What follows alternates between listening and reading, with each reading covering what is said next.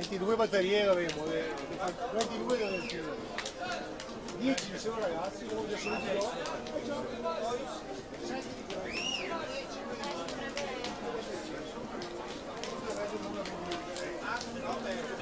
No?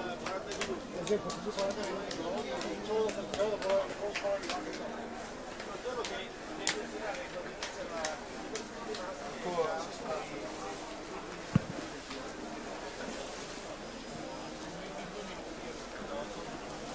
Teodor Signari 1.04 e 39 per aggiudicarsi l'ottava serie.